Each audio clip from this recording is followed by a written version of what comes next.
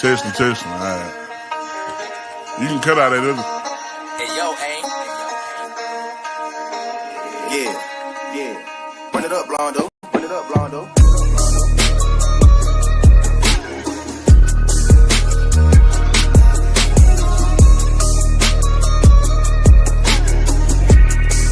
Hey, see y'all from Texas, where we should ride in swangers and put diamonds in our.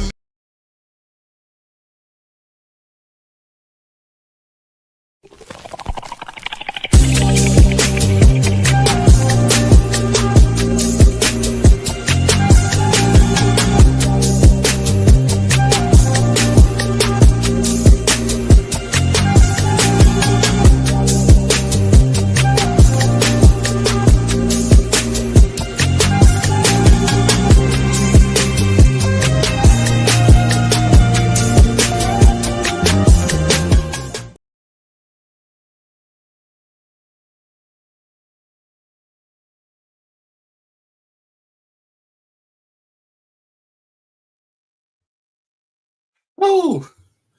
What is going on, everybody? How's everybody doing this evening? It is your guy. It is your boy. It's Doc Holiday, as always, with HBCU tonight. You know, it's powered by HBCU Overdrive. Make sure that you like the stream. Make sure that you comment, share, and most of all, subscribe to the channel.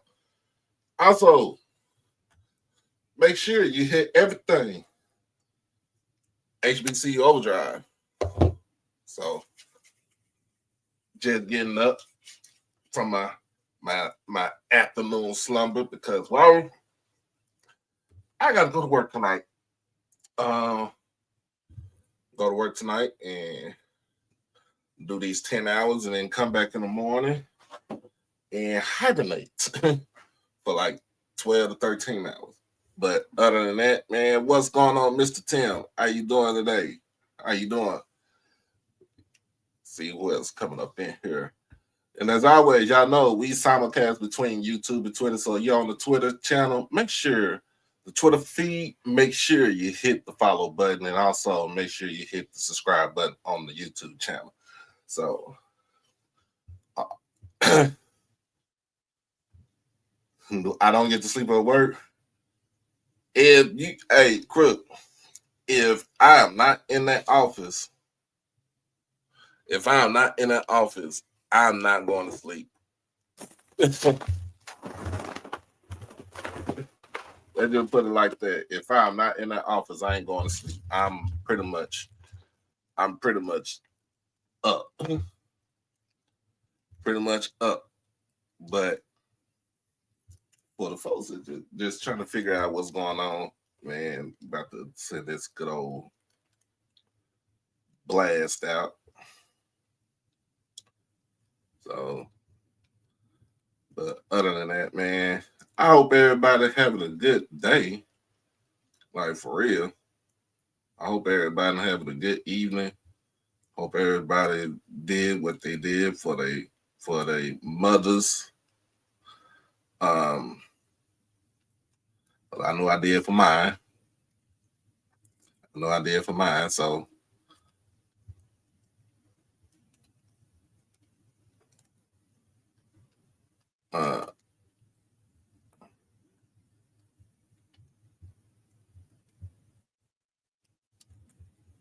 not yet. We're not about to restart my stuff.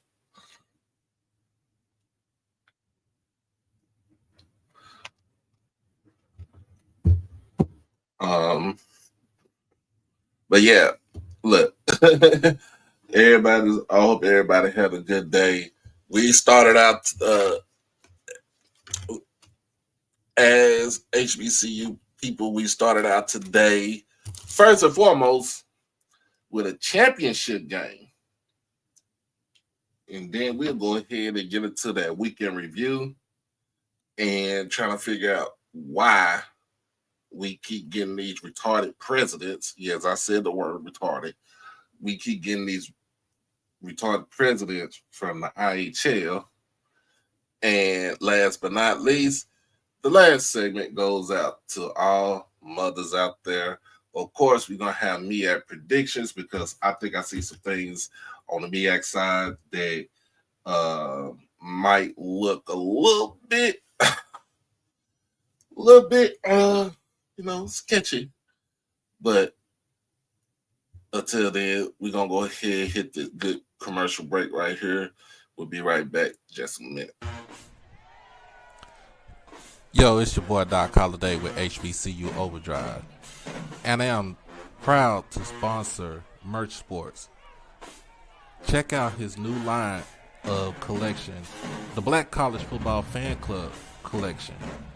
It's basically designed to show support and give respect to the rich history and tradition of black college football. And as you already know, the best college players had to play at HBCUs before integration. So go ahead and check it out over at shopmerchsports.com. Merch Sports. Merch for the sports enthusiasts. It's your boy Doc Holiday. Become a subscriber on HBCU Overdrive on YouTube, and you can follow me on all social media platforms at HBCU_Overdrive on Twitter and Instagram. You can catch me on TikTok at Holiday1925 and on Facebook under my real name, David E. Smith Douglas. Also, when you become an exclusive family member, you get all the membership perks. You get all the exclusive members only videos, early access to new videos, member shoutouts, and members only live chats. And also you can get birthday shout outs on here and win member when you become a subscriber. You can also hit the donation to the Cash App at HBCU Overdrive. You can hit the PayPal David Smith 1925, and you can hit the Zelle David E. Smith 30 at gmail.com. Remember, all proceeds go towards the channel, not the pocket. All right, we are back. And first and foremost, let's go ahead and get into it. As all y'all know, we woke up at 9 o'clock this morning, early this morning, to see a dang on softball game. But it was one hell of a game today. Picked up against FAMU Rattlers, the Lady Rattlers, versus the Jackson State Women Tigers, softball Tigers.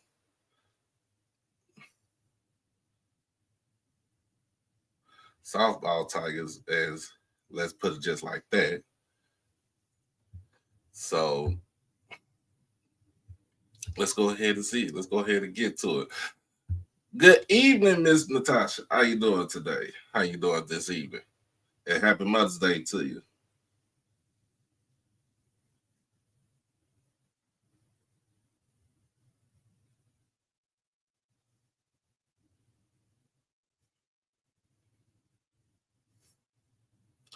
Happy Mother's Day to you. But yeah. Anytime. Miss Destiny is in. She just getting out of the shower. She is freshening herself up. That's it.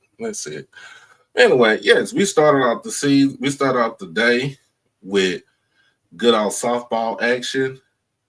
And as always, Jackson State comes out on top. 3-1.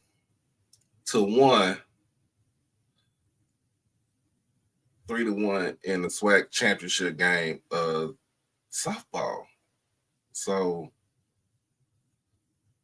yeah, man. You can get a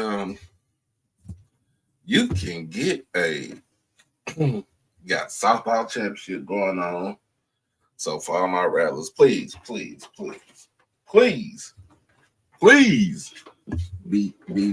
mindful, be chill. Be mindful and be chill.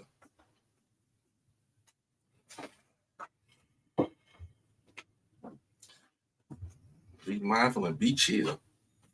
Because all this smoke is getting ready to come to you. Just letting you know that I'm not gonna say anything. I'm just gonna keep myself to myself. Just gonna be chill. I'm gonna be quiet. But just know that the smoke is getting ready to come to you in all facets, on all ends. Just let you know that. Don't get upset at me. I'm just a messenger. Just a messenger. But we start out the morning with SWAC championship action for softball. Again, Jackson State Lady Tigers softball team wins the SWAC championship for the second year in a row. Back-to-back champions with a final score of 3-1. And let's see if I can find some action.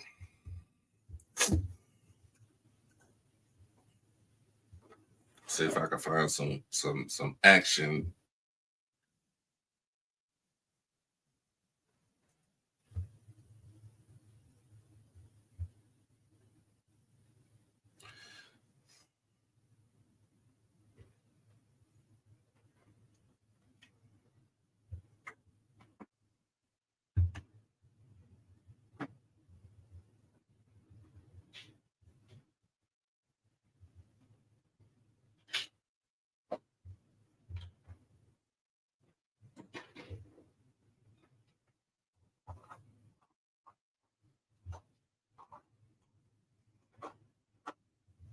All right, let me see if I can do this.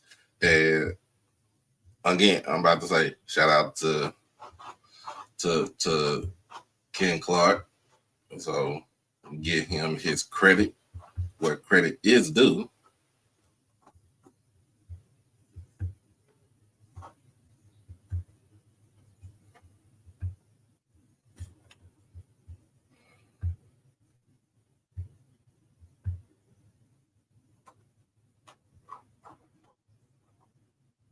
After further review, she is out. Jackson State has won their second straight SWAC tournament championship. Nariah Lee left early, and Jackson State has won their second straight SWAC tournament championship. Brittany Beal is stunned.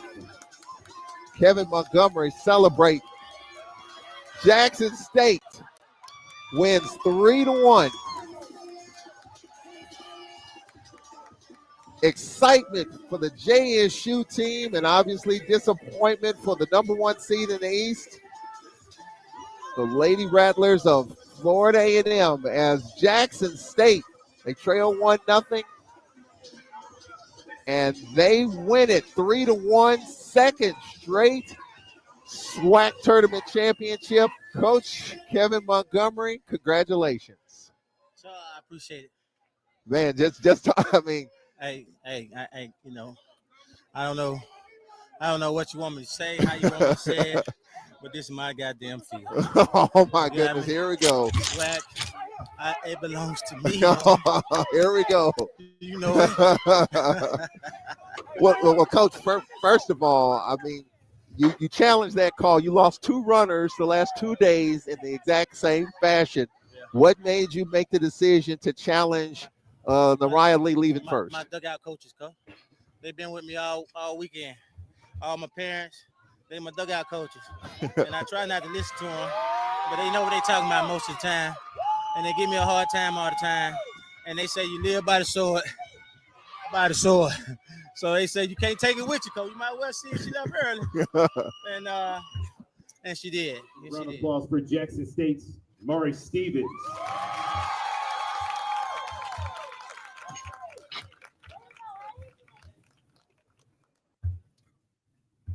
And that was some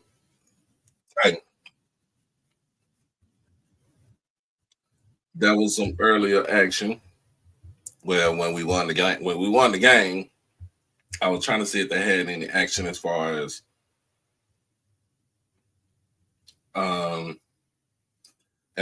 play, but to end the game like that, to end the game like that in that fashion just says a lot. That says a lot. Both of these teams battled. Because I'm not going to not take away no credit from those Rattlers, but it's ironic at how that game ended. It's ironic how it ended. So So yeah, man, it's crazy. It's crazy. Yes, congratulations, the Lady Tigers. Selection show is on right now. Hopefully they put us in a good seed. Just a good team.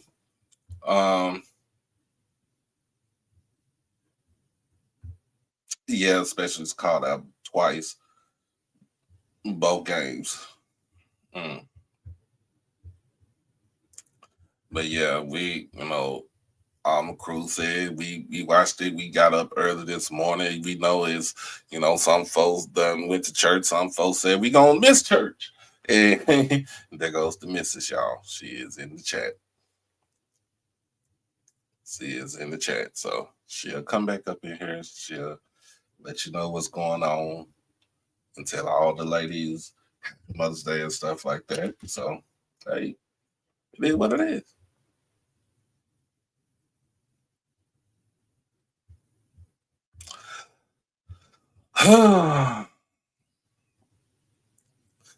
people. Let's get this. Let's get this straight. Let's get this straight. The game was a phenomenal game. It was a phenomenal series. Of course, FAMU had to win 2 to win the thing. All we had to do was just win 1. And that was it. It was double elimination. But hey, let's keep it cordial. Let's keep it civil.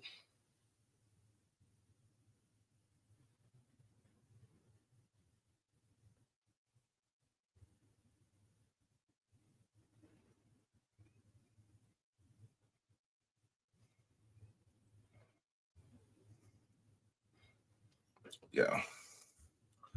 What's going on, DC? What's happening? But yeah, man, keep it cordial, keep it civil. Look, it was one hell of a game. It was a hell of a match. Let's keep it that way. Let's, let's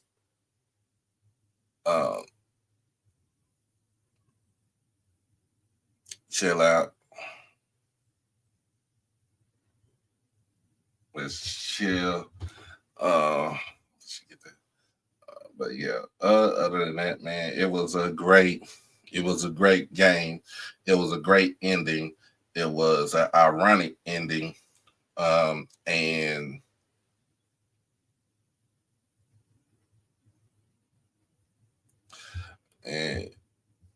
just for that,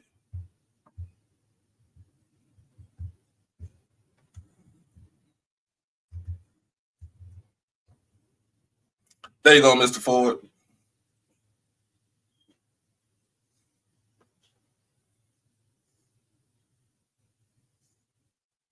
There you go, man. But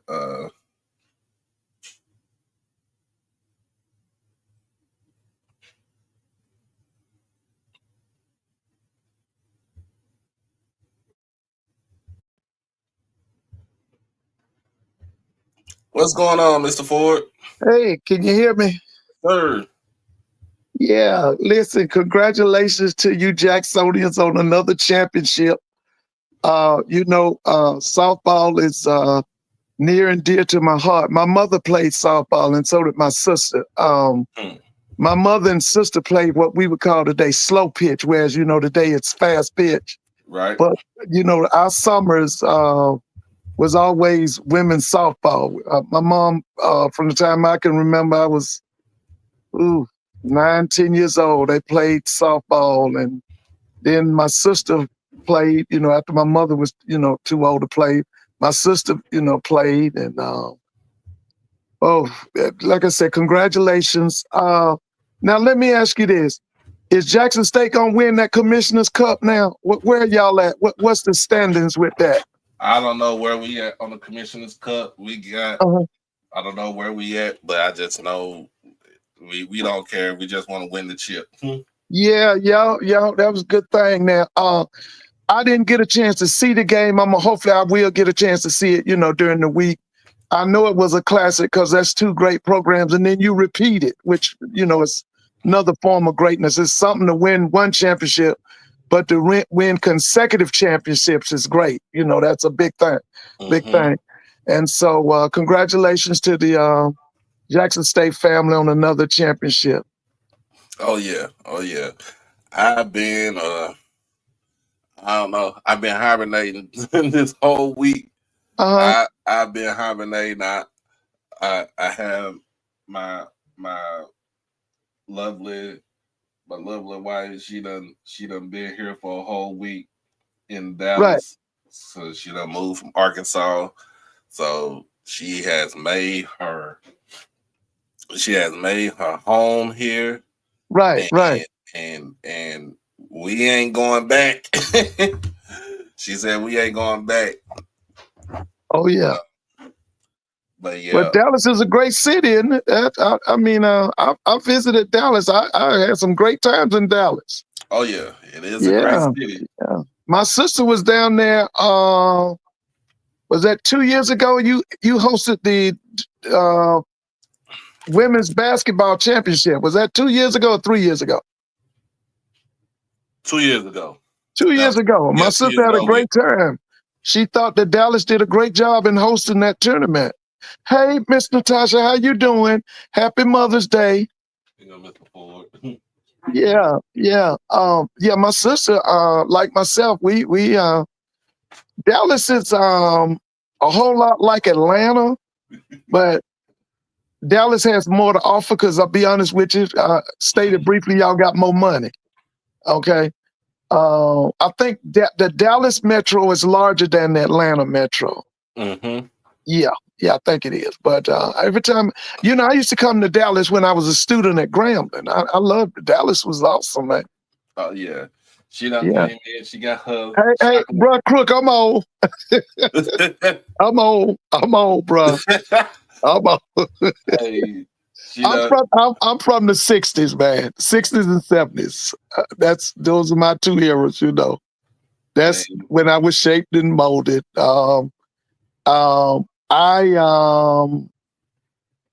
Let's see, Doc. When I turned 11 years old, initially when I went to school, I guess y'all would call it segregation.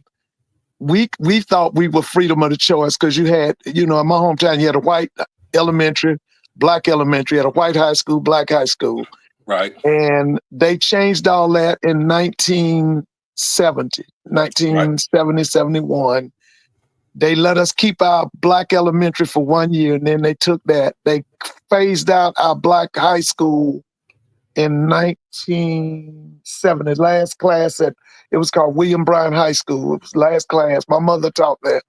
Was 1970, and then we had to go. They consolidated, right. And I went through the era of my first 6 years of school. All my teachers were black. My principals were black, and then after so-called integration, most of my teachers were white. Right. Make a long story short, I made up my mind after I finished high school, I never have to go to an integrated school ever in my life again. And so I chose, I'll be honest with you, I actually wanted to go to FAMU, and my mother said, no way. Too many of your friends down there, you ain't going to do nothing. And so she gave me a choice. She said, you could go to Hampton or Clark. And I told you this story before. Hampton sent a brochure to our house with snow on the ground. I said, oh, no, I ain't going up there. I don't want to deal with no snow. And so, and Clark was, at that time, was Clark College. You call it Clark Atlanta University now. Right. But, it was in Atlanta. And for us, Atlanta was heaven. My hometown was about 200 miles from Atlanta. When you got a chance to go to Atlanta, that was big stuff. It was a major city. But let me say this too. My junior year at Clark, I was sent by Clark to Hampton. And I don't have you ever been to Hampton? I have not been to Hampton. Listen, bro, Crook, I was born in Albany, Georgia. But listen, let me say this. They got one of the most beautiful campuses in the world, not just no black they got one of the prettiest campuses in the world. And I was mad the whole while I was there. I was there for a history convention. Mm-hmm. And I was like, I could have been here. Because Hampton was gorgeous, man. It was a beautiful campus. You know, it sits on water. Right. And but it's you just saw snow on the ground. You said, oh. Yeah, I was like, I could have gone to Hampton. But anyway, my sister ended up going, you know, she went there to be assistant coach and to be work on her master's. But but yeah, that was me, man. That's how I ended up at Clark Atlanta. And Okay. yeah, but that, like I said, at that time we were Clark College. Yeah, Clark College. My significant other over here, she done got her chocolate cake for Mother's Day. Oh, I know that's good. Thank you. Yeah, I know that chocolate is good. She hold on, here she go. Hey, how you doing? Is this built for tough? Yep. Yeah. Hey, how you doing? Hi, Mr. Ford. All right, how's it going? Good. Just Yeah. You enjoying your Mother's Day? Oh yeah. I went over with my in-laws. She had plenty of food over there. I ate so much food I had to come and lay down. You got the itis. Yeah, I got the itis now. Yeah, I got it. Well, that's Yeah. good. Oh yeah. Good to see y'all. You too, Mr. Ford. Yes.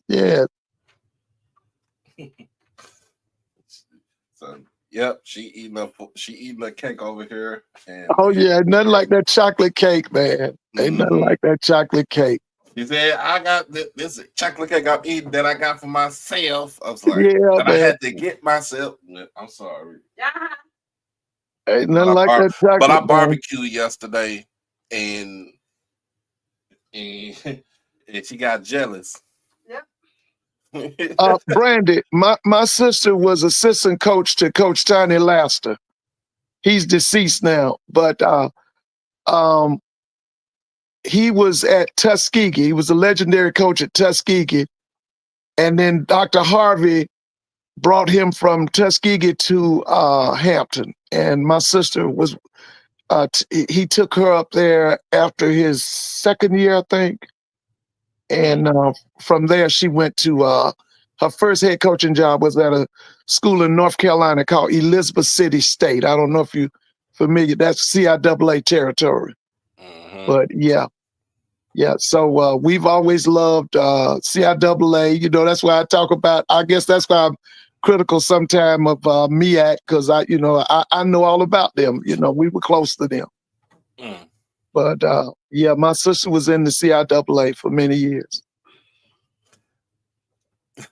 Well, yeah, we had some good old things. I called my mom this morning. Yeah. And for Mother's Day, called my sisters, called my my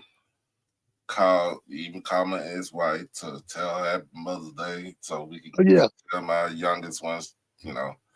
But yeah, now all we doing is waiting on for my niece. My niece is about to have a baby, so we just waiting on for her to have this baby, and everybody just wonder what's going on. Right. Oh yeah. Now, did you have to call it? Now you got a California connection, right? You're an Oakland guy, right? No, I'm from Dallas. No, I thought you had some people in Oakland or something because you used to talk about. Yeah. My cousin Ryan, but I don't think he's staying in Oakland anymore. I think he. Okay. Because I've heard you talk about California. Mm-hmm. Yeah. Now, my significant other she's originally from California. She's originally from Long Beach. Oh, she's okay. Now she's a Laker. Yeah, she's a Lakers fan. She's a Laker. Okay. Now she was with now she's her era, was it the Kobe era or was she with Magic and Kareem? She would say because she don't really watch basketball like that, but she would say she was in the Kobe era. Kobe era. Okay. So she was she knows Shaq. She knows Shaq in there. Yeah, she's with Shaq and Kobe. That's her era right there. Oh yeah. So yeah, man, it was one of them things. I just called folks. It's like, hey, happy Mother's Day to everybody. I wish I could come see y'all, but I gotta go to work. I gotta go to work tonight. But we had a good weekend. We had a good week. We done sat outside like some old folks for this whole week. just looking at just looking outside, looking at the traffic and all the good stuff and the people around and getting the good air. So she done got used to it. I told her change of scenery is the best thing that come to mind. Oh yeah, man. But yeah. So hey, now, Doc, is it in a way you could pull up the commissioner's race, for that commissioner's trophy? Because they will announce it at the end of May, right? I think so. Let me see. Yeah. Hey, bro, Hunt, how you doing? Let me see.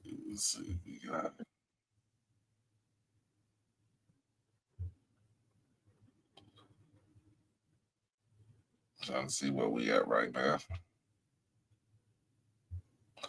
So, and just now, remember, track and field. Yeah, when's that stuff? When's the conference championship? Today, started today. And they're where? Where's it being held? At Mumford. Oh, they're at Southern. Yeah. Oh, I know that's gonna be a big crowd. So the championship is when? The 13th. So is that like what, Wednesday or third? What is that? Tuesday. Okay. I was about to say they should have a big crowd down there, and they should have a big crowd in Baton Rouge, right at Mumford. Mm-hmm.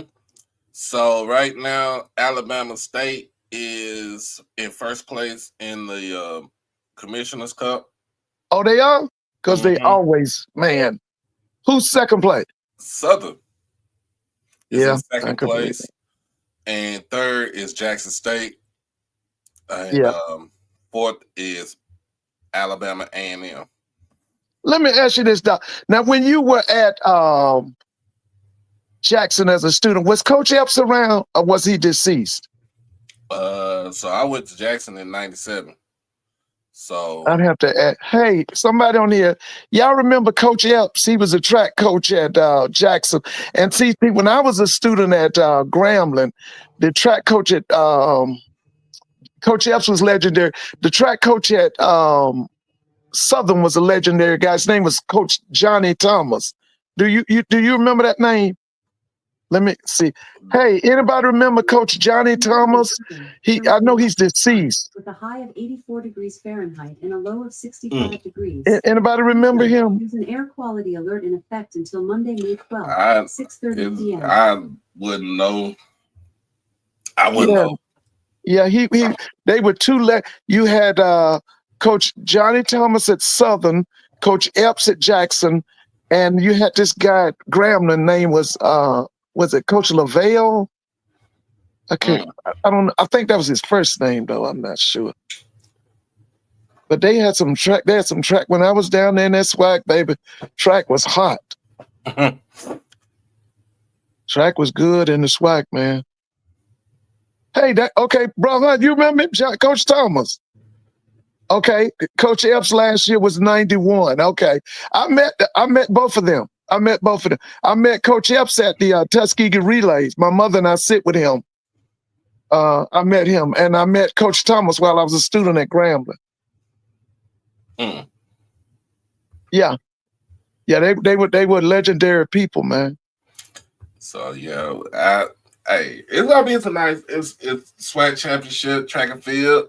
Love, that's him. There you go, bro, Hunt. Love, that's him. Bertram, is that LaVale, right?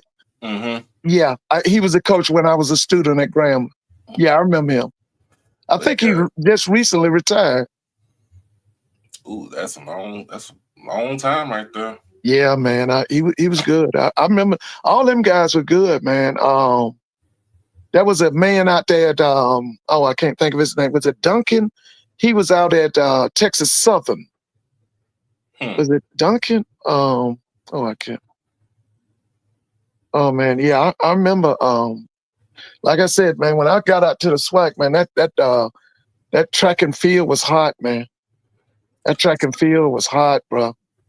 So yeah, we got track and field starting out. It started today, so we on the move. And then remember, in the next week and a half, we got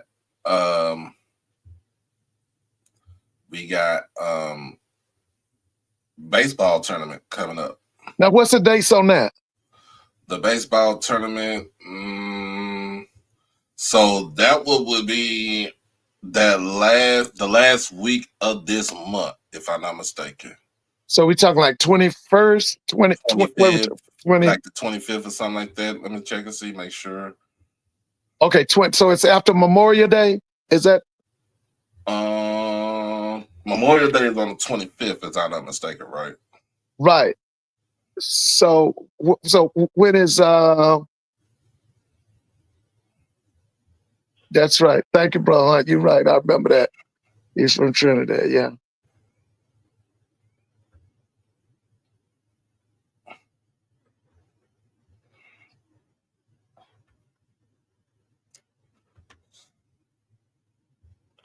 Let me see. Trying to pull.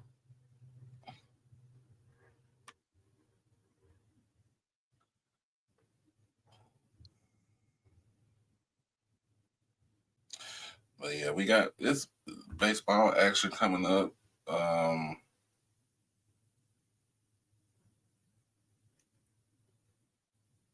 So that one will be starting on May 21st. Okay. So that's next week, isn't it? That's next week. Oh yeah, and that's in Birmingham, right? Mm-hmm. At Rickwood. That's right, and I heard they've done some things to Rickwood too. So we got some. Yeah, that Rickwood is very historical, man. That stadium is it's one of the oldest baseball stadiums in America. That's with Jackie Robinson, right?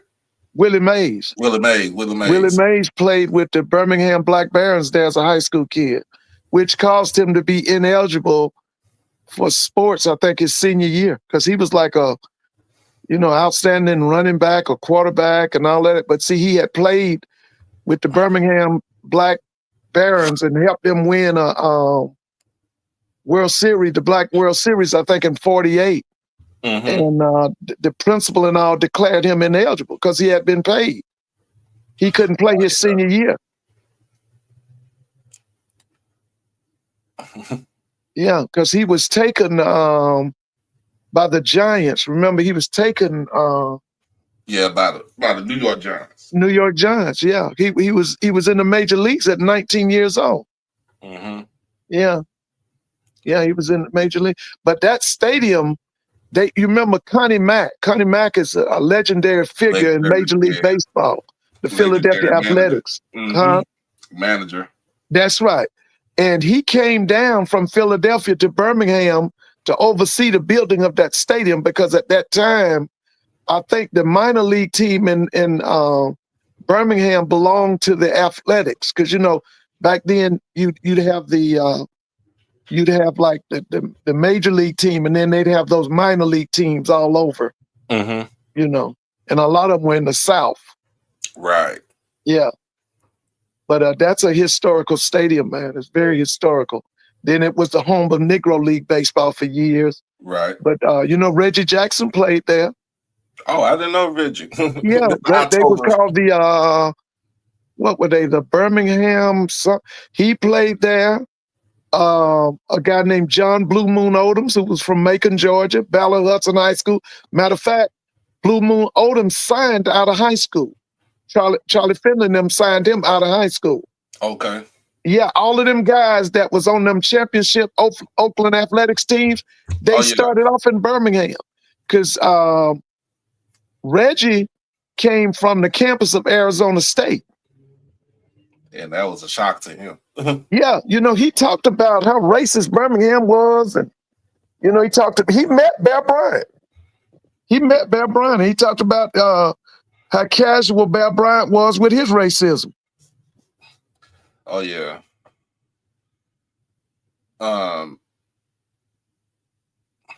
Yeah, I think I remember him talking about it. Yeah, the day it was year. 2 days.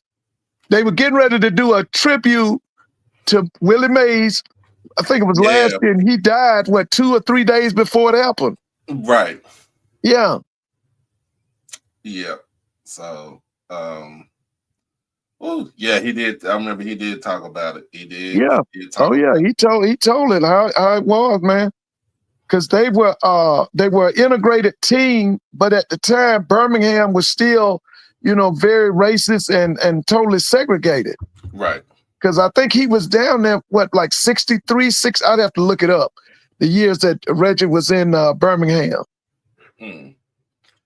But yeah. Because he said that one of the, I think he said something about he was staying with Joe Rudy and his wife, and they told him that if he continued to stay, they were gonna blow up that house or something. Yeah, it was some deep stuff going on in Birmingham, man. Because you know about that thing when they blew up that church and killed those 4 girls. Right. Yeah, that was September. I think it was September 1963. Yeah. Hey, so Jess, you got to play Alabama. Hey, Bruh Silas, is this the softball matchup? What is this? I think it is a softball matchup. Okay, so y'all will go to Tuscaloosa. I know they no football matchup. No. So so you girls will go to Tuscaloosa. So what's the day and when is this game?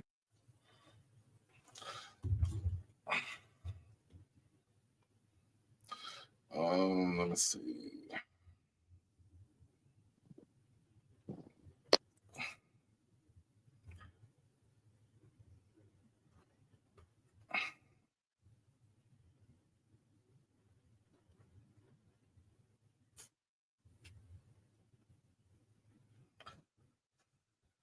Oh, and by the way, Doc, now your coach of your softball team, his name is Coach Montgomery. Okay, he's a Jackson grad. You know what? I don't even know if he is one. See if you can put up his biography.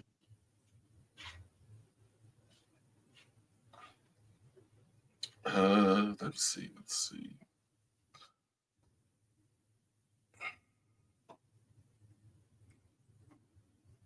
Must be on. Okay, Bruh Silas say he's an Alcorn grad. Alcorn grad. Oh, okay. So I guess he played for Rat McGowan.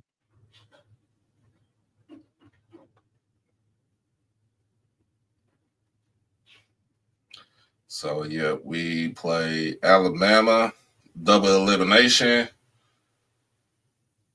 and they got Virginia Tech and Belmont in the same. Okay, so they all in the regional. Oh, okay. Oklahoma on the bottom end, Cal, Boston U, and Omaha. Yeah. Yeah, Bro Hunt, when I came to Grambling, everybody Grambling knew him. Rat was Coach Castle's right-hand man. He was the baseball coach. And he was also, I think he was the defensive coordinator, but he was Coach Castle's right-hand person at he was his right-hand person at Alcorn. Rat McGowan. Rat is deceased now. I think Rat was an Alcorn graduate. I think he lived in Jackson, but he was an Alcorn graduate. Texas A&M is the #1 overall seed. Oh yeah, okay, for the women's softball. Okay. Now, who won the MEAC girls softball? Oh, that's the MEAC. Let's see. Ooh.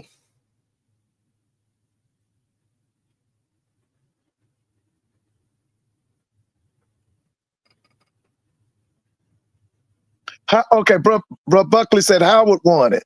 Howard. Oh yeah. Okay. Yeah. So they're going up against Georgia. Oh, so they coming to Athens? Yeah. Oh, okay. And what day? Is that the weekend or is that when is that? They haven't said, they didn't put no day on there, but because I'm just looking at I'm looking on the actual website. Oh yeah, okay.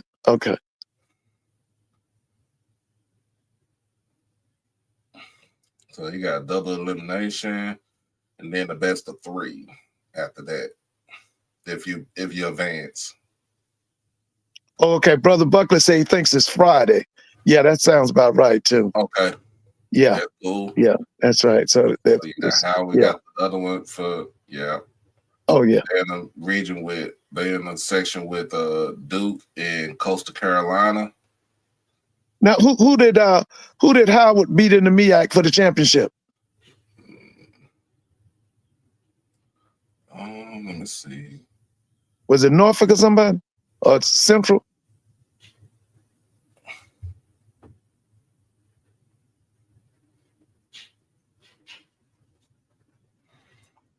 I'm about to look it up now.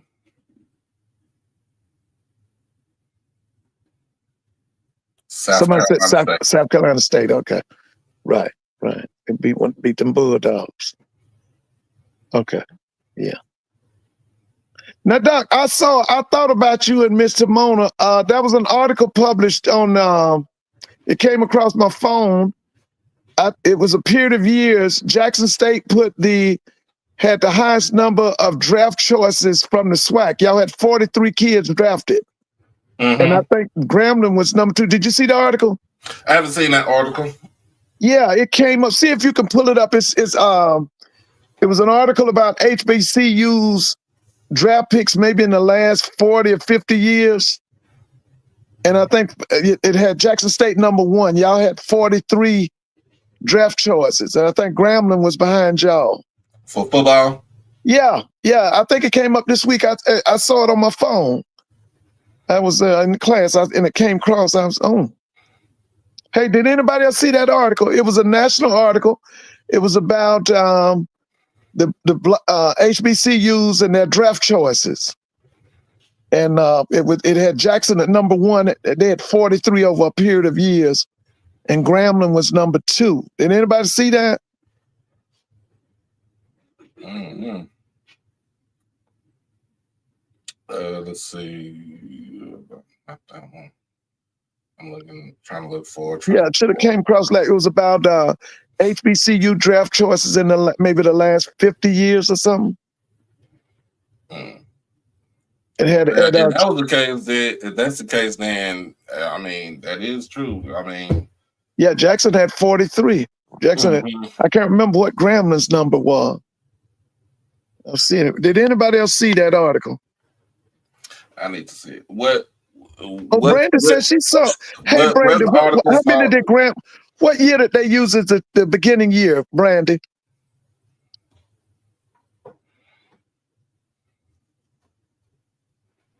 Because I know they said Jackson was number 1. They had 43. And then I saw Grambling was 2, but I don't remember that number. Bro, Ed, you saw it? It's on IG. Yeah.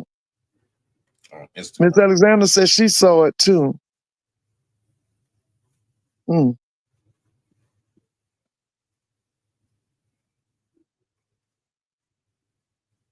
There it is. You see it? You see it, Doc? I got it. I see it. Yeah. Could you put it up on the screen? Let me see. So you can put it on the screen. Yeah. Because it came across. I wanted to see that article.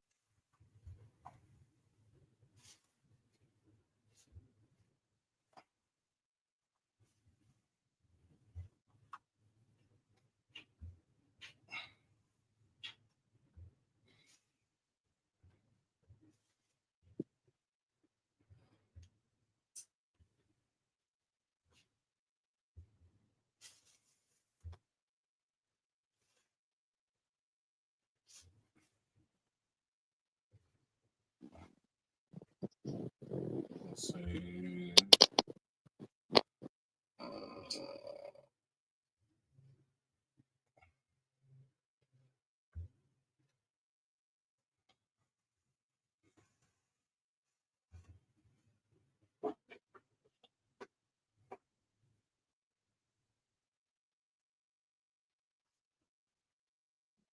Oh yeah, that was the week. It was the week before when the draft came about.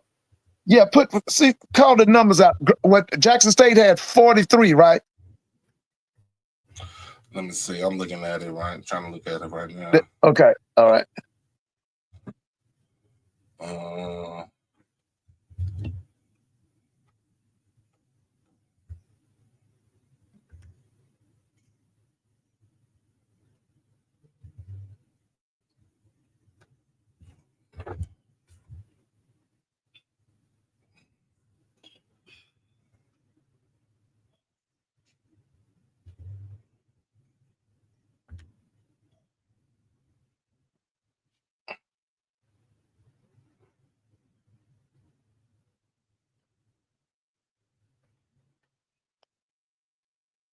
Okay, it says since 1979. Okay, I see it, bro. 1979. Okay. Right. And did you see the numbers yet? Let's see, I haven't even seen it. Let me see.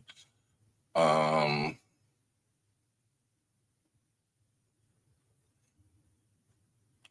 don't know why it's showing.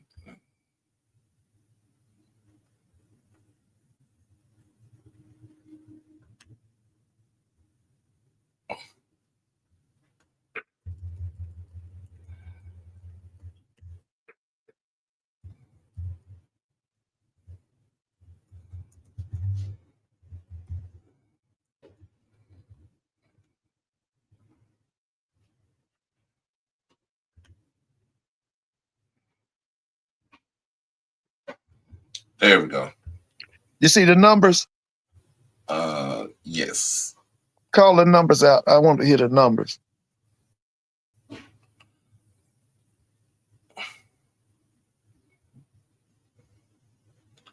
So, defending HBCU national champ Jackson State tops the list with 43 selections since 1979. Right. Okay. And top 4 programs on the list are HBCU. Next to JSU is Grambling with 36 picks. South Carolina State and Tennessee State are tied with 33 picks apiece. Blue Bloods. Southern is tied with Eastern Kentucky for 6 on the list with 26 draft selections, and FAMU is 9th with 21.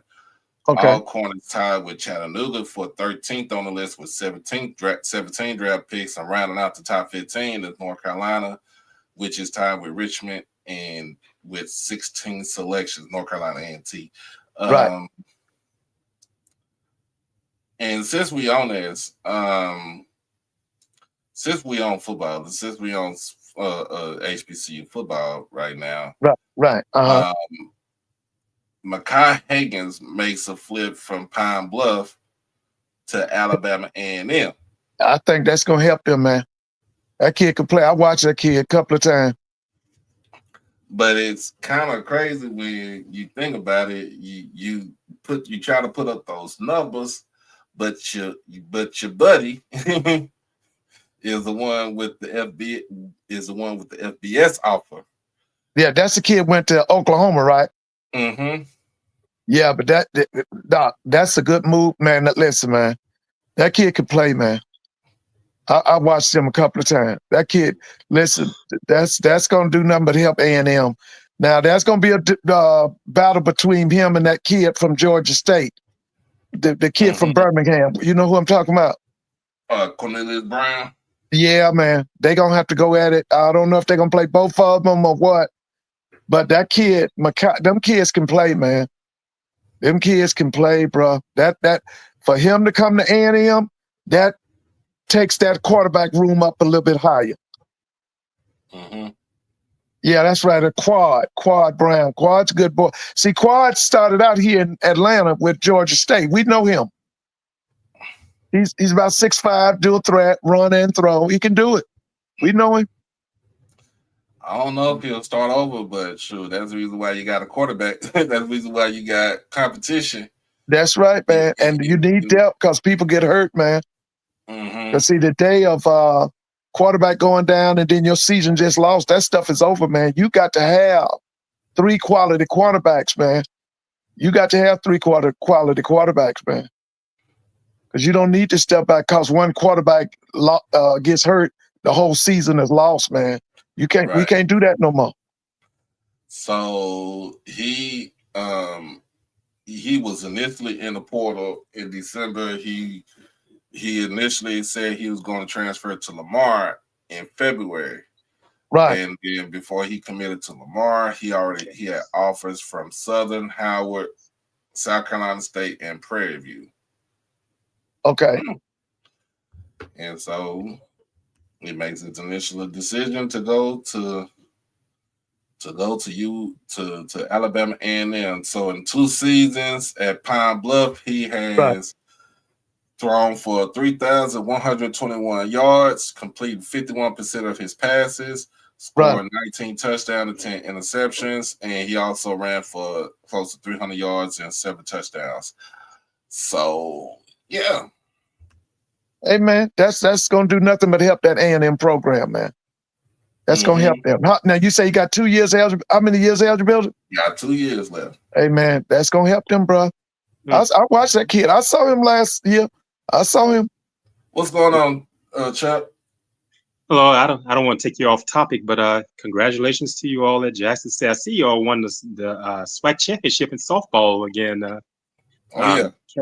Kevin Montgomery has done a great job there. And I was telling someone yesterday, there are not many. You don't see a black male head softball coaches that is great for what Coach Montgomery is doing, and to have that kind of success, because you don't find many, like I say, you don't find black males coaching softball. Hey, bro, Chuck, how you doing? Man, doing fine, Mr. Ford. Just a long day of work, working at the restaurant, and on Mother's Day, I was there from 11:30 a.m. to almost 6 p.m. Central Standard Time. Yeah, I've been in there. I'm worn out. I'm at home. I'm usually I listen to you on Saturday morning with brother Perry. I didn't get a chance. Yeah, I listened to Perry. I had to go to Woodward Academy's graduation yesterday morning here in Atlanta. They had it at 9, so I'm gonna have to go back tonight and listen to Perry's show, because I listen to Perry too, and I hear you when you on Perry's show. Yeah. Oh yeah, I enjoy.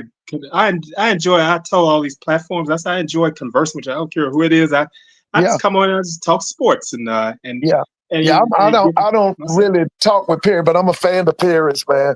I like Perry's show too. Yeah, from Pine Bluff, Arkansas. He's Southern alumnus. Now I really like Perry. Has a sister on that. It comes on during the summer. What's her name? She comes on. I can't think of her name. She helps him out during the summer. I haven't seen her. Talking about Brandy Harris. She's I love Brandy, man. She's down in New Orleans now. She's with WDSU, if I stand corrected. Oh, okay. Because she was in Baton Rouge, right? Yeah, she was in Baton Rouge, but now she's in New Orleans. She's with WDSU. Oh yeah, I like Brandy now. I love Brandy. I think that's the station she's with. Yes. Yeah. Like Brandy. Oh, so she's got a promotion. Yeah, she's in New Orleans. She's with I think it's WDSU she's with now. Okay. Yeah. Oh yeah. Let's transition over to some NFL football. What in the hell going on with New Orleans? You had you had a chance to draft Shador plenty of times. There you go. So it's their fault. Mickey Loomis is not a popular person nowadays in New Orleans. I saw what do you call it? The fans down there were ready to riot on him. Oh man, he's the longest serving general manager who's not an owner of a franchise. Loomis is there. That's the only place where he can be with the Bensons. No one else would have him there. Yeah. The lady owns the what's the lady's name? Gail Benson? That's Tom Benson's that's right. widow. If Gail Benson is looking she owns the Pelicans too. Yeah, that's right. If she's looking at Mickey Loomis right now, she is like, what in the hell did you do? Because at the same time, it's like, y'all know Derek Carr was injured. I knew his shoulder was trash. And it was time for Derek Carr. He was trying to collect. I think he was trying to collect that check That's what it was. He collected the check. He got $10 million out of the 40 that he's supposed to get. But y'all ain't got no QBs on your roster. I was just finna ask who are the QBs on the roster? I know they got that kid from Louisville. Tyler Stowe. Yeah. And who are the others? Who else is on that roster? Well, technically, Taysom Hill is. Oh yeah, I know they use him in all kinds of ways. Listen, Taysom kills the Falcons every chance he gets. Yeah, Taysom Hill, they use him in all kinds of ways. Yeah, he's BYU guy, isn't he? BYU. Yeah, that's my first saw him. Yeah, Stayed up late at night watching. Yeah, at BYU. BYU. I didn't know he was that great until I had seen him with the Saints. I watched him with BYU. I didn't think that much about it. So it said the Saints was trying to make Carr a bridge QB, and Carr wasn't going for it. I'm sorry, but you ain't got no. If your shoulder is done for, ain't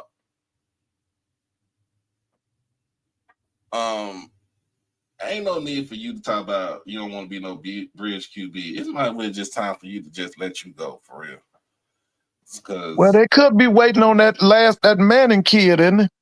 The one that's down there in Austin. But see, here's the thing. Arch Manning, they better know they better hope that Arch comes out next year, because if he don't come out next year, this gonna look bad. This gonna look real bad on the franchise. I know they love getting back in. I know his family probably like for him to be back in New Orleans. They all played at Newman. He's gonna do what I think he's gonna lead. He'll lead Texas to that playoff. I don't know if they win it all, but he's gonna be in there. Yeah, he ready. Odell Beckham went to school. Oh, Ed say he's staying, bro. Ed say he's staying all 4 years. Okay. But they to Texas, them Longhorns should be tough, ain't it, dog? They got a lot of kids coming back. Sarkisian stacked that team. He stacked that team, but they can choke when they get ready.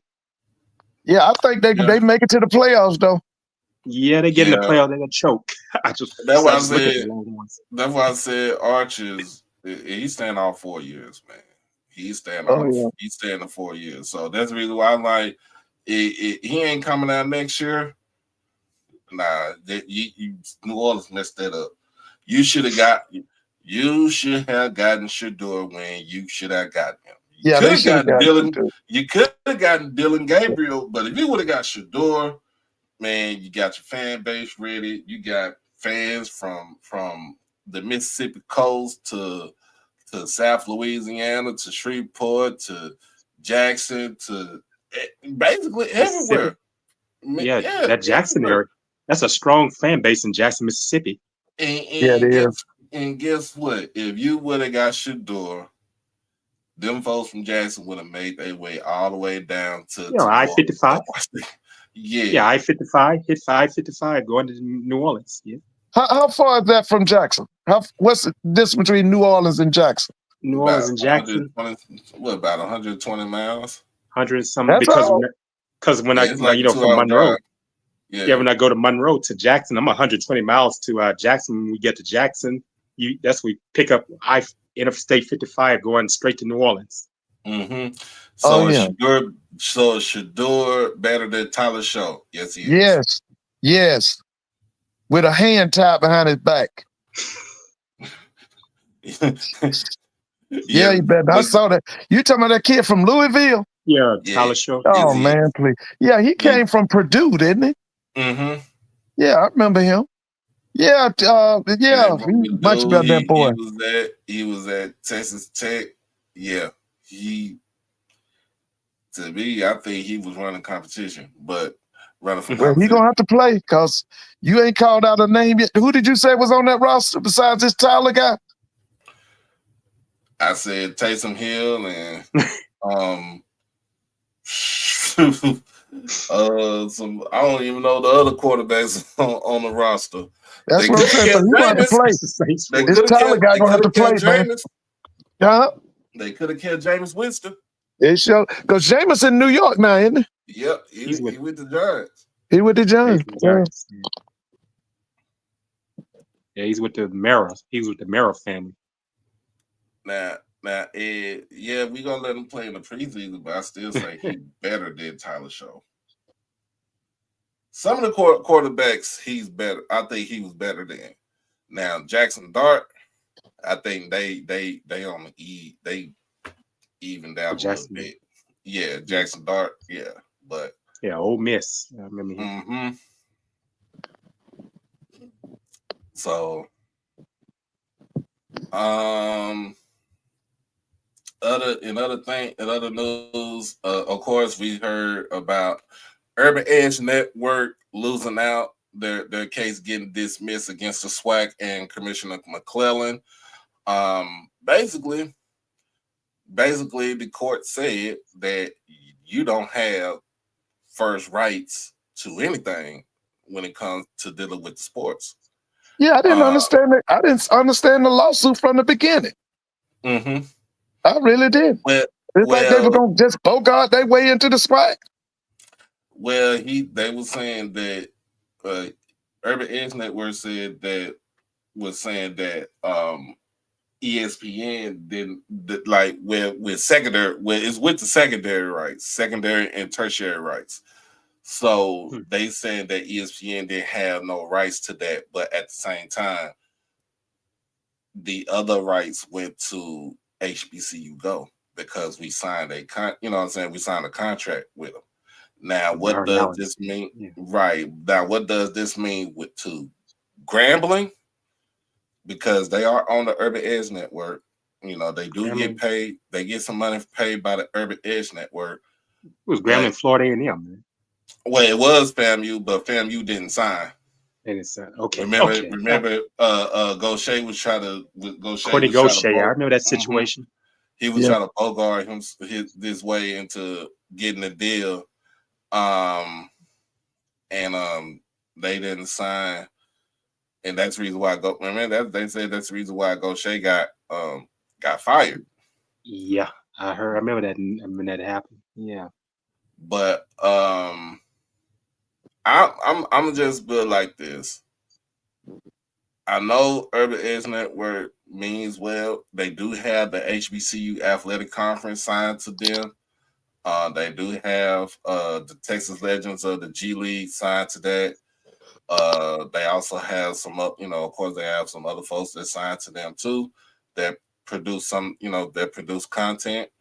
But at the same time, they was like, you're not gonna, like I said, ESPN and HBCU Go and the SWAC Digital Network, because that's that's on YouTube.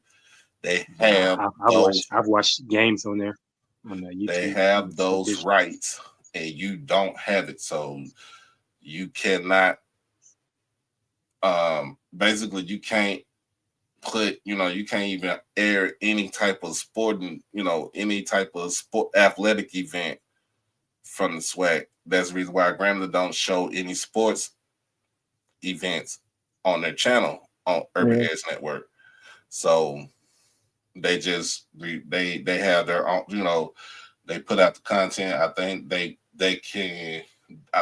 did broadcast the graduation this past weekend. Yeah. Yeah, they had the graduation. How many graduates Grambling had? I wouldn't even know, but I heard it was a lot in my hobby center. I know Southern had what, 600? Yeah, Southern had 600 graduates or more. I know they had somewhere 600. Yeah, my parents heard it on KGRM. They heard the band playing doing the the band played the Star Spangled Banner. Yeah. But other than that, look, that is a big weight lifted off the SWAC and Commissioner McClellan. Yeah. So that's something that they ain't got too much worry about. But yeah, we live in a society where people are always going to be trying to file suits. So there's going to be a lot of frivolous, especially now with this economy being like, you're going to have a lot of frivolous lawsuits. I mean, that's just a part of the territory. They are going to come. Right. Because that's what it was to me. It was frivolous. And if it was me, I just focus on the conference that you have now, the HBCU athletic conference. Yeah, there's enough content out there for them not to have to sue nobody. That's why I said I didn't understand what they was doing. Mm-hmm. I really up the did. road for me is commissioner. I've known. Yeah, I know Dr. Kiki Baker Barnes. I mean, I watched her play in high school. We came out of high school the same year. Yeah, struck up pressure with her. Nice lady. Yeah, so and you know, to me, I just say go with what you got right there. It's cool. Now, you know, you know, you can put on this baseball, softball, basketball, volleyball. Like you have a lot of content that you put out there. You can put out stuff. Yeah, that's what I'm saying. You ain't got to be suing nobody. It's a lot of content. I'm you know what I'm waiting on, Doc. I'm waiting on that ESPN, SWAC, MEAC football schedule, and I'm also waiting on that HBCU Go schedule. Mm-hmm. I'm waiting because man, there's so many good games on this in the SWAC and the MEAC this year. You know, I was looking at it one day, man. There's some good games. I'm quite sure they're gonna do all of Jackson's games. Right. Because wasn't all of Jackson's games televised last year? On ESPN, yeah, on ESPN. That's what I'm figuring. Jackson will probably get all their games televised. Yeah, and then remember we had one game on HBCU Go. Yeah, that was the Bethune-Cookman game. Yeah, the Bethune-Cookman game. Yeah, I watched that game. That was the best half Bethune had the whole year. That was the best half they had the whole. Was that first half against y'all? They played like they was about something. Oh yeah. And since we talking about the MEAC, let's go ahead and get into this for a second, and then I got some things to say about what's going on with our dang on president. MEAC predictions are here. I'm gonna say it like this. South Carolina say hold my beer. He don't care if Michael Vick is in the conference. He don't care that Deshaun Jackson is in the conference. He is saying that we are the defending champs of the MEAC. Hold my beer. Yep. Y'all not gonna try to bogart us this coming up season. But it's gonna be very interesting. It is, man. It's gonna be a battle in that MEAC, man. Because I had a chance to see them, and I saw some clips of Norfolk's game, and then you know what they're doing. It's obvious that Vic is doing it the right way, man. He's building it from the ground up. He's getting the foundation taken care of. He's now. I'm not saying Vic gonna come in and win this year, but I'm gonna say this: he's building it so that he can be a champion very soon. Because they doing everything right up there in Norfolk, man. It ain't no, you know, let's do this quickly and bring this in and cut corners here. No, they building it right. They building it right, man. I think the way, if he's building it right, if he's building it that way in the right way, I think he's there for the long haul. Because remember, Deion did it the way that he did it, but he did it because he's trying to audition for a bigger head coaching position. That was his whole thing. I think that was his mindset. Now, here's the difference with him and Deion. Deion brought in a hell of a defensive staff. From day one, I had problems with Deion's offensive staff. I didn't have no respect for them. I didn't have no respect for that offensive line coach. Now, the second year, the offensive coordination was better. That first year, that was some throw shit on the wall and hope it stick. Okay. Now, I don't see that with Vic now. His staff is solid from top to bottom. You know, because that guy that was the offensive line coach for Jackson them 2 years, he was terrible. Remember that old man? What was his name? Mike Marcusson. And he had come from Arkansas, and where else he had been? He had been to Ole Miss. He was on Ed Orgeron's staff at Ole Miss before then, and there was a guy I know here in Monroe that played for Ole Miss. Marcusson was his position coach. Yeah, he was terrible. He was terrible. Mike Marcusson. Yeah. Yeah, he caught a lot of flack. He was terrible. He was the weakest coach on Dion's staff. Yeah, he caught a lot of flack. I saw him in Miami. That line looked bad. I was sitting there in Yeah, Hard man. Rock Stadium looking at it in Please. 2021 at Yeah. the 7-6 But game. now I'm gonna say this about Dion. Dion overpowered the SWAC with his celebrity. There were a lot of kids came to him because he was a celebrity. You know how we are as a community of them celebrities. And he was, you're right, Bruh Silas, you're right. That Brett Bartolome, that's why I said that second year was much better. Brett Bartolome, he came 2022. Was terrible, man. Yeah, that first year, that's when he had the high school coach, and then he had Phillips. Jason Phillips? He had Phillips, but and then he had the high school coach too. Because remember, he let TC call it. Then TC was TC from calling. He demoted TC, which I didn't understand that. But anyway, I think that Vic has a better staff offensively than what Dion had in Jackson. I'm gonna be honest with you.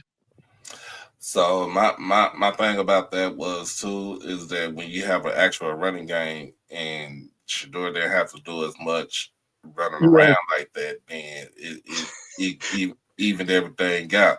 You gotta realize, man. I watched Marquise Bell block his pass in the 2021 Orange Blossom Classic. Marquise just jumped up like a basketball game, blocked Shedeur's pass. Right. Yeah. And everything that Shedeur did in that first year, he really was running for his life in the first year. That offensive line was terrible, man. And we couldn't I get remember a that offensive line. It was terrible. We didn't have no running game. So everything was on his shoulders. Then that second year, he didn't have to put all the pressure on him, even though he wants the pressure, but he didn't have to put all the pressure on him. And then y'all went and got an offensive line. When y'all brought that Evan Henry, that Zach Bro, what that other guy, one of them left and went to TCU. What was his name? Willis Patrick. Them dudes could play, man. They revamped that offensive line, bro.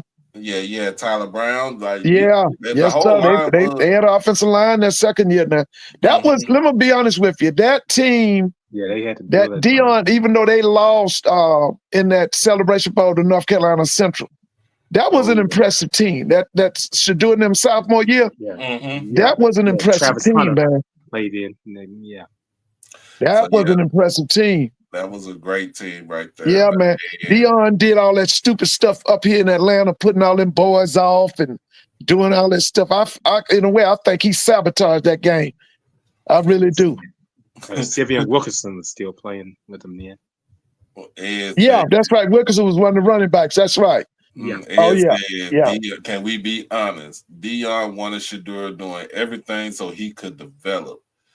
But at the same time, it was daddy ball all the way. It was definitely daddy ball. That's what it was. It was daddy ball. Because I still tell y'all that they played shallow over that John Huggins boy. That Huggins kid was a pro, man. That Huggins kid was a pro. They messed over that kid for shallow. Wasn't nobody stupid. We could see. So I just put it like this. That was 3 years ago. In the past. Yeah, man, 3 years ago. It was 3 years ago. In the time that passed, and think about when I went. That was 4 years ago when I went to Miami. Went down there. At the end. Listen, like I tell you, that 59-3 game. I thought, man, like I told you, like I told Mr. Mona, I thought that Shedeur was first round after that game, bro. When I saw him play that game, that was listen, man. I was through with that. Whether or not he could play in the NFL, he showed it that day, bro. So I put it just like this. At the end of the day, all of them got either drafted or they signed to a team this year. So what can we say? Can we say Dion did somewhat of a job to get not just to get his boys? He won 2 SWAC championships, didn't he? Yeah, he definitely did a job. Yeah, Buddy Pugh came in there and got him in 2021. Then came Trey Oliver with North Carolina Central. At them two, hey man, There was two quality folks, man. You know, Buddy was at the end of his career. You know, he wasn't. Yeah. See, I saw Buddy when he first took over South Carolina State. He had a I grip on the remember MEAC for because he had been at years. University of South Carolina. You know, and this guy at Central, that guy's good, man. So yeah, I met him when he's at Grambling. Yeah, Trey Oliver's good, man. Yeah, I met Trey him. is good. I'm serious. in Trey is 2008. good. So let's get into this. Of course, Jackson State, we back in the news, not just because of softball. We been back in the news because the president decided that he wants to resign because he done did some shit that he wasn't supposed to be doing. Now, man, I'm tired of IHL giving us these bootleg ass presidents knowing damn well that these folks got some sort of flaw to them. Now, who do y'all have now, Doc? So Sean Gregory's Sean that's right. president. Yeah, Sean, you're right. interim. That's right. Sean Gregory. She's interim president. Yeah, that's right. So she's the interim president because she's a vice president. I think she's a vice president of student affairs. But look, this is something serious. When you even got damn Tate Reeves coming out and saying, "Look, what in the hell are y'all doing over there?" But here's the thing: you, as the governor, appoint these folks. There you go. Because listen, to me, that's hypocritical for him to even say that. That's hypocritical because listen, he's a liar and a deceiver. That's what he is. And Just whatever like he says, we assume that it's a lie. So don't get on here. Don't get on Greg Abbott in Texas, where you are, Doc. Same thing. That's why he picked it. That's why I have like Texas Southern. But academic affairs. I thought it was student affairs. Academic affairs. Yeah. But at the same time, man, look, you appoint these folks. Now, because here's the thing. This is my theory. Because Jackson State is in the spotlight. You know what I'm saying? They've been on the spotlight for the last year and a half, almost 2 years.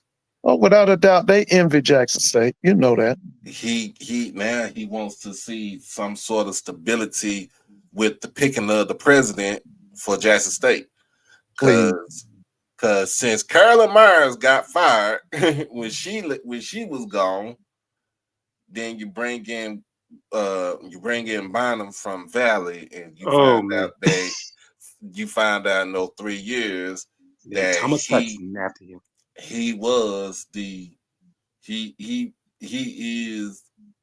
ain't even worth the spit on the ground because he get caught up in a damn sting operation. Yeah, I saw that mugshot. Yeah. Then you get Thomas Hudson, who is he's an attorney. I mean, he's a Jacksonian. He graduated from there. He went to school there, graduated from there. And everything like that, and he can't keep his hands off of people. So guess what? He resigns, and now you bring in this guy right here, Marcus Thompson, who does not have anything to do with higher education. You just put him in there. It's the same thing that's going on at FAMU. They trying to slip somebody up in there that don't have no lick of higher education, whatever, and thinking that them folks down there in Tallahassee gonna let y'all get away with that? Come on now. Those people rough down in Tallahassee, man. Yeah, Will Packer did a big he did a thing to the FAMU grads about that lady that she's a agent of the MAGA crowd in Florida. Mm-hmm. So Will Packer did a thing about her. Yeah, like, come on now. Yeah, I see FAMU and Bethune-Cookman looking for president. We all looking for president. Yeah, they all looking for president. That's something that we all got in common. Y'all looking for a president. Grambling has been through it. I mean, Grambling was going through presidents, but it seemed like they kind of settled with president now. So far. But the thing about it is that the last stable president that we had was Carolyn Myers. I remember her. Caroline was she was there for 5 years before she got the third longest stable president that we had was Ronald Mason. I remember Ron Mason. Yeah, Yeah, I remember Ron and then too. he went to Southern. Then he went on. Yeah, he's at UDC, and He's at where is he now? UD, he was at University of District Columbia last I Yeah, heard. I don't know where he is UDC. now. And like he's from New Orleans. We had James Lyons, and then of course we had the People's President, Dr. John A. Peoples. Dr. John Peoples. I remember him. I remember James Hefner. James Hefner. Like I those remember guys Hefner are too. beloved. Yeah, I remember those two. Yeah.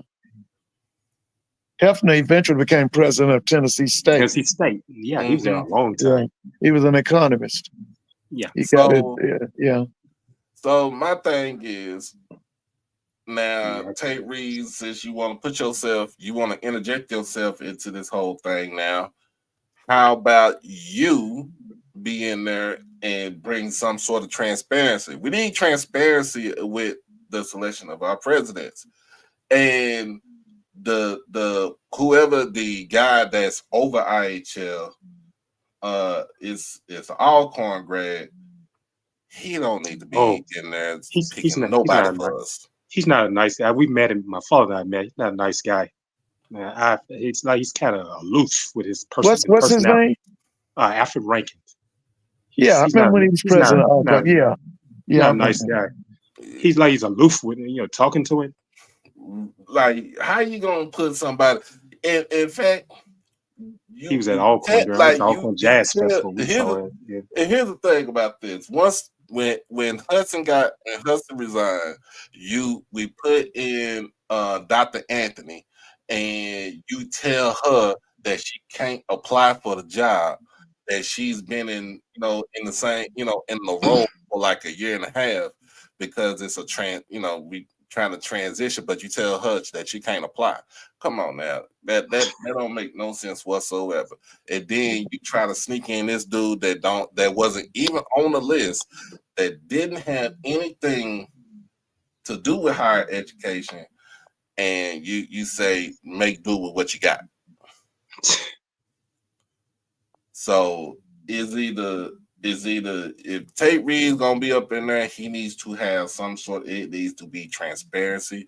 And the main thing is us alums need to have a voice, and that's where your alumni come in, right? And saying who we think should be our president. And guess what? I think our president is sitting at Southern Illinois University. Who is that? Now, James T. Minor. He should have been our president. He has some affiliations in HBCU, in the HBCU space. He should have been our president. He was the top dog to me. He was top on the list to be the president. Now, is he a Jackson grad? I don't know if he is a Jackson grad, but we need somebody that knows what the hell that they're doing. You got a biography on him? Let me see. Hey Doc. Yeah. Keep. I know you're looking for some information, but I remember you interviewed him years back on your show. I see they're quite busy down in Daytona Beach, looking for a president. He's on that board of trustees. John Crossman. They talked to him on one of the shows. They're quite busy trying to see now that guy Belvin Perry. He's not on that board anymore. I think things can run smoothly now. Looking for a president. They talked to him on that show. The guy named Stephen Holmes. He's an alumnus of Bethune-Cookman. He talked to Crossman, and I thought about when you interviewed him years back. Oh yeah. So yeah, James Minor. He is a Jackson State alum from Detroit. Got his BA at Jackson. Got his master's at Nebraska and Lincoln. And got his doctorates at Wisconsin and the main school in Madison. Madison, Wisconsin. The Badgers. Yeah. Yeah. Remember, Camp Randall Stadium. Camp Randall, yeah. He was Camp in the Randall. Department of Education. Barry Alvarez. Yeah. Yeah. He was appointed by Obama to serve as the Deputy Assistant Secretary in the Office of Post-Secondary Education at the Department of Education from 2014 to 2016.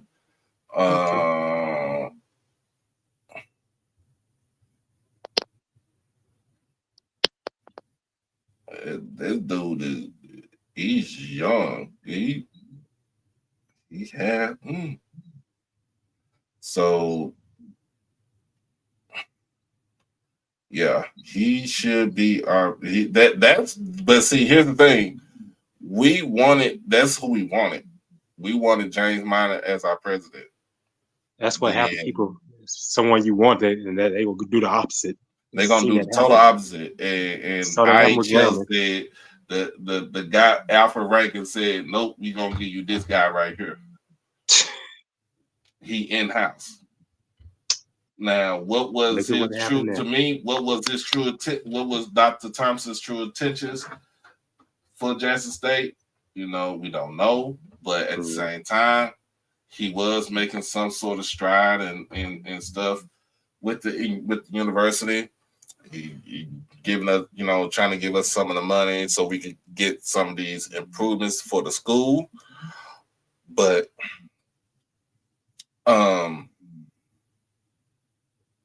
for them to say, well, Dr. Hayes can't apply for the job. And it doesn't matter who you ask for, this is who we gonna put in. And he didn't even go through the whole interview process. Y'all just put him in there. Oh no, we that's dirty. That's dirty. So all we asking for is transparency. If Dr. Minor, if his name is still in the hat for Jackson State,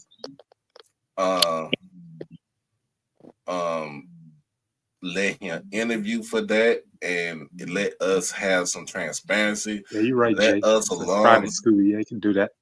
Yeah, and let us alums have a word. Just stop trying to think for us, and let's be honest. Alcorn ain't in the same. It ain't doing so great either when it comes to their leadership. Also, so let's changing as well. Yeah, let's just keep it a buck. You know what I'm saying? Valley just got people that in their administration that just don't give a damn. That's the reason why you see them the way that they are right now. Valley, so, that's a nice campus, and they could do quite well. I've been on that campus. I've been to games there when they played Grambling. So laid out campus, and I hate to see that happen to them. So they got to do something, or them folk, us alumni, we gonna have a word. We'll march down to the IHL office and demand some. You got to give us some respect. Put some respect on our name. Where's our office in Jackson? It's in Jackson. Just like University of Louisiana system offices in Baton Rouge in the capital cities. Yeah, it's in Jackson. So, but other than that, man, that is what I got to say about that. He was doing well, and then you hear all about this going on. And hey, he did it to himself. I ain't about to cry over that. From what I heard, I said, gosh, and from what's been alleged, yeah. Bethune is a private university. Yeah, it's a private institution. Yeah, that's the difference. Their way of doing things. They can't pick their presidents because their presidents get picked by a board of trustees. Yeah. Also, they're because they're affiliated with a church. You're not a Methodist. They affiliated with the United Methodist Church. So and I think the alumni and it was friction between the alumni and the board of trustee. They had a lot of friction when that guy Belvin Perry was there. He was over two boards. I think he had crossed me over Bethune-Cookman and FAMU board. Yeah. So yeah, he was double dipping. Yeah, but that's retired judge down there. Yeah, that's all. He really wanted to I think he really wanted to be the one to run the university. Yeah. So and the students, they say want someone that the students can talk to. I know, those old school Bethune-Cookman alumnus said they said they always think about Oswald Brunson. I remember when he was president there. They said you could go and talk to him. They say they don't have that. And they're the person that they liked. So they say they wouldn't keep him. Was a guy named, I think his last name was Crite, if I stand corrected. Dr. Crite, I think they said they loved him. They said, but they wouldn't keep him. So I don't know the main how they do it, but yeah, that's different. I know in private institutions. But the UME they make a recommendation, and then the board for Bethune-Cookman actually okay, Jay, finalizes. Okay. Oh, wait a minute. So I think the board actually finalizes, but okay. It's interesting to me. I didn't go to any of these schools, but it's interesting to see how they operate. Right. So like it's the same thing with, I think it's the same thing with Paul Quinn, because Paul Quinn is like that. Yeah, the AME church. Yeah, that AME. We kind of give out people who we think is good, and their board actually picks the, you know what I'm saying, they pick who they want as president, and they ain't got to do that. That's the way Xavier is with being a Catholic school, and Dillard being I think Dillard is Methodist or something like that. Mm-hmm. Yeah. Well, but let's get out the presidents, because every time we hear about this, I get upset as an alum. And I don't want to run your blood pressure up. I had to go to the doctor this week. Yeah, we don't want your blood pressure going up. And we're gonna get off this thing. But I just want to say, understandable. Yeah, you have to take care of your health. Yeah, I just want to say to all the mothers and aunties and godmothers and grandmothers and everybody out there, happy Mother's Day to y'all. Yeah, happy Mother's Day to all you, the ones who are mothers out there, mothers, aunts, or whoever. Yeah, happy Mother's Day.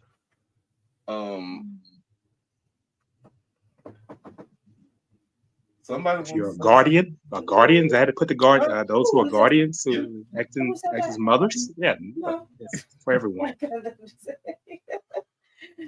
nobody want to see me. They want to see you. They didn't ask for me. They asked for you. They did not. Yes, they did. Lies.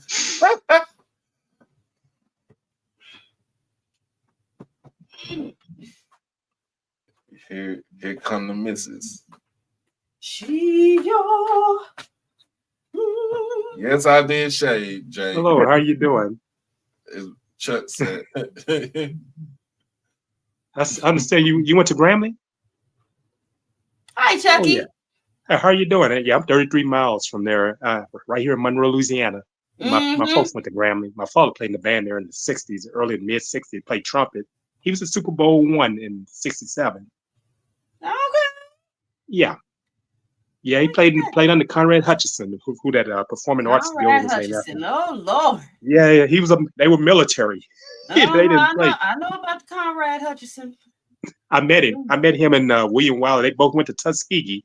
That's where your school started, out of Tuskegee. Right. Yeah, Charles P. Adams. Yeah, he came from Tuskegee. Yeah.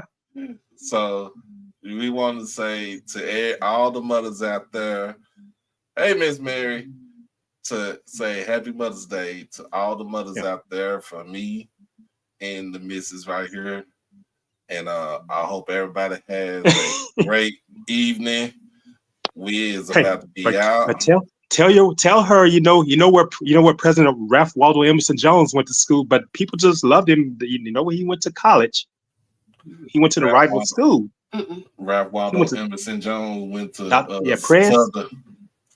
went to Southern. And he went to Southern. He was from Lake Charles. Yeah, he was a Southern alumnus. Yeah, he went to Southern. His president was J.S. Clark. Okay, all right. Yeah, he was a Southern alumnus, but people love Prez is the one that built. That's the reason why you have a band. He was head baseball coach and president. He hired Eddie Robinson. He hired Eddie Robinson. Hired Fred Hobby. He's the one that started the band there. Prez has that kind of history. Yeah, he's laid to rest right there in Grambling. Yeah. All right. Thank you, Chuck. So I think my niece is probably going to make her way down to exit 81 in Louisiana. Oh, okay. Exit 81. Okay, that's Grambling. She said she gonna. I don't know, but she said she gonna do a reveal. But some nice building over there too. They have that truck stop there now, and they have a nice shopping. They have a grocery store there now. All in that area. Yeah, shopping area. Have Dollar Tree. Yes. Oh, yeah, they got a little bit of stuff down there. Oh, they realize if they don't have to go to Ruston. Yeah. Oh. She said she left in 07, so as soon as she left, they want to build all this good stuff out there. Yeah, they getting when they realize that, hey, look, let's get some of that money and see what's happening in Ruston. Ruston was a dry place, in Lincoln Parish. They come over for the hard liquor in Grambling. That's they've always had it there. They've come over from Ruston over to Grambling, but now Ruston can sell hard liquor. They say, hey, we want some of that money as well. Why they so busy being so holy now? They say, well, hey, we need some of that money as well.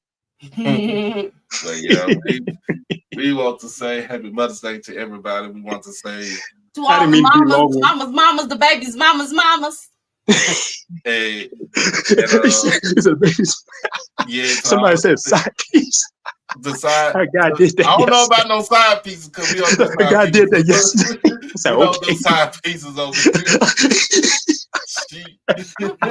I had to bring some humor into this.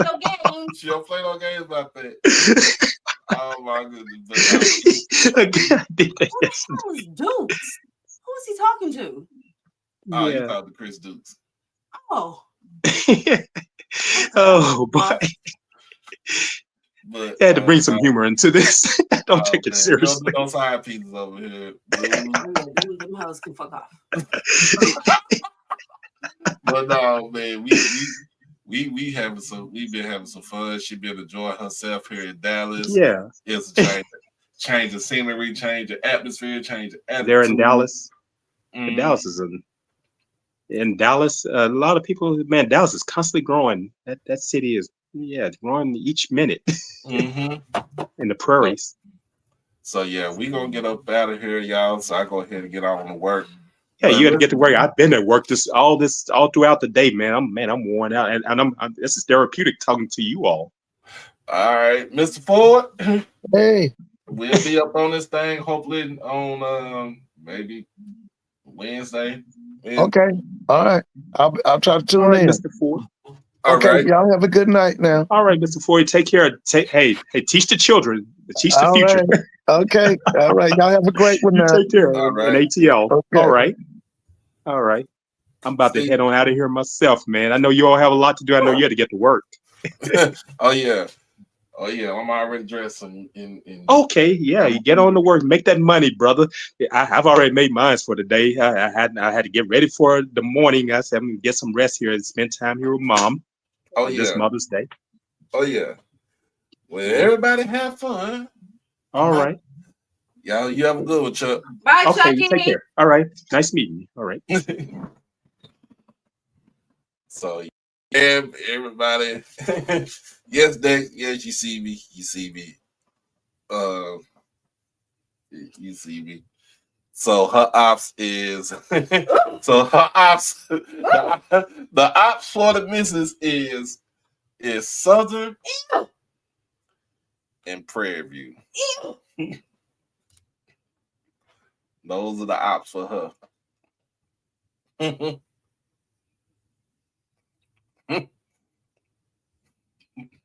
We gonna get up out this thing. I seen Blue came up in here. You said who gonna win the MEAC? I say South Carolina. I said South Carolina State gonna do something. We gonna win the MEAC, but don't sleep on Norfolk State and what Michael Vick doing down there too. So my bad. Let me not call them by their real name. They are that's the Baton Rouge Tech and Alta Vista Plantation. Those are her ops.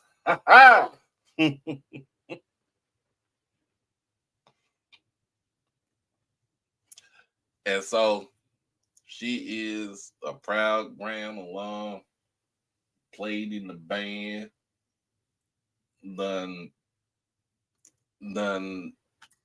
pledged Tau Beta Sigma, pledged Gamma Sigma Sigma, was a worthy matron in the state of Arkansas. She's OES. And she is a damn good mother. Jamie. Mm-hmm. She is a damn good mother. So I had to put that out there. And I got a face of a what and the attitude of a what? She got a face of an AKA and an attitude of a Delta. Heavy on the Delta. Mm-hmm. And I'm just here so I won't get fined. Beast mode. But that is my significant other. What up, Spencer? What's up, Adam? That is my significant other. And we're gonna get up out this thing. I want to tell it. Let's do our go on and tell everybody to be safe. Oh. Be safe. Mm-hmm.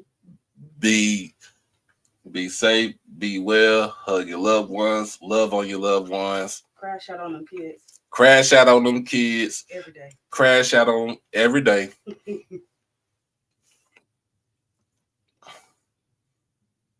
Oh, Mr. Edwin, come here. Oh, Mr. Edwin want to know who.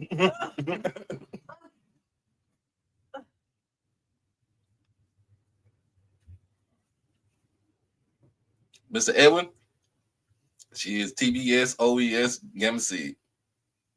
So, other than that, love on your loved ones, love on your mothers. Happy Mother's Day. And look, as always, we be easy. We out this thing. Peace.